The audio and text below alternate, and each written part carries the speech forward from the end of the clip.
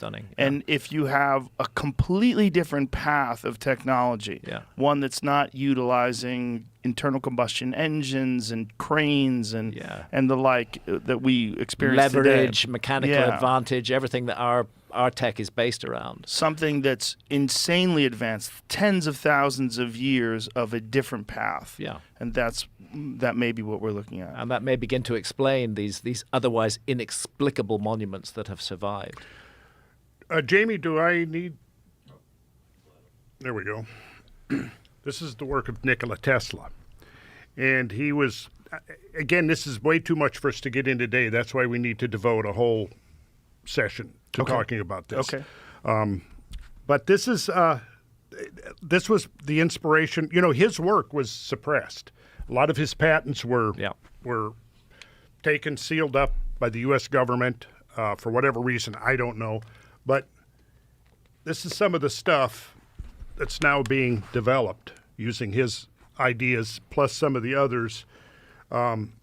This is the man I've been talking to for the last 7 years.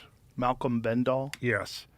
And again, I don't want to get into it today, but here's an example of what they're doing. This is a generator that has no moving parts. It's all based on geometry, pure geometry. Mm-hmm. And here's the basic idea, as I think I understand it at this point. Resonance frequencies. Everything vibrates. Have you ever, if we had an electric razor, we plugged it in, turned it on, set it on this table, it's going to move around, isn't it? You ever seen that? Yeah. That's the beginning of the concept because it's vibrating. Everything vibrates at a frequency, and if you know that frequency, you can control things. And I think that's the basic idea of what we're looking at here. And it's all based upon the ancient numbers. And they're developing technologies right now, and they have been. I was recently contacted and given the go-ahead that I could talk. I've been sitting on this for 7 years without talking about it because they asked me not to talk about it until they had their patents in place and their licensing. That's all happened since last summer. So we're now free to talk about it. So that's what I'm saying. I think it would be a good idea to get me back on here. We can look at it. I'm going to lay this on Graham so he can look at it too, because I really want to get Graham's feedback on this. I mean, would it be fair to say that there's an element of a rediscovery of a lost technology from the past? I think it would be fair to say that, yes. Yeah. And so through this technology, they're able to move stones or cut stones or all the above? All the above. And even transport them? Yes. Whoa, what is all this? Well, this is the model, and this is diagramming all the frequencies of the elements and what their vibrational frequencies are and the numbers that measure those frequencies. And they're all the numbers we get from looking at these ancient traditions that recur over and over and over again that I've been talking about in my sacred geometry classes for decades without knowing what the final result was going to be.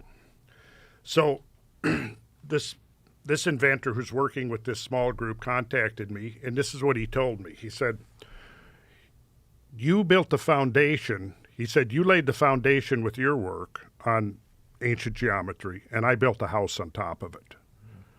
That's what he said. Nice. So for 7 years, he's been supplying me with all the information. I have copies of all the patents. I have videos of the testing of the prototypes.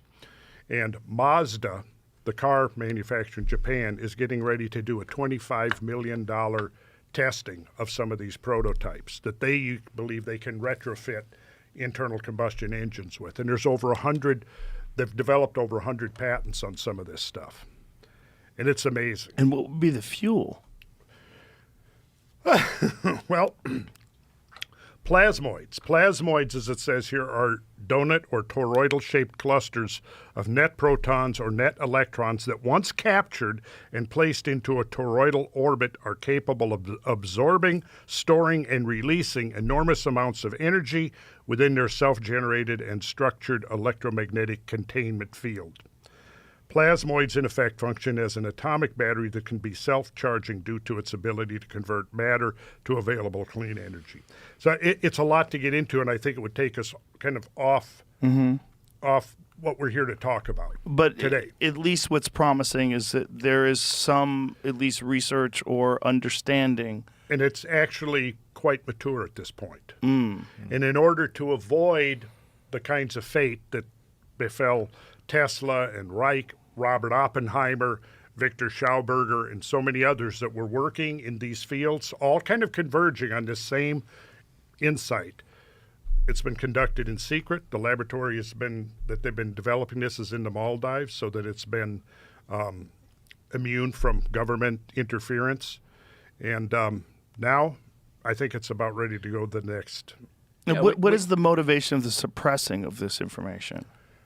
I think in case of Tesla, wasn't it military, the fear of military applications? I also think that, there are huge corporations that have very large investments in a particular path of technology, which is ours. Right. And for somebody to come up with a whole new path of technology, it's very threatening to them.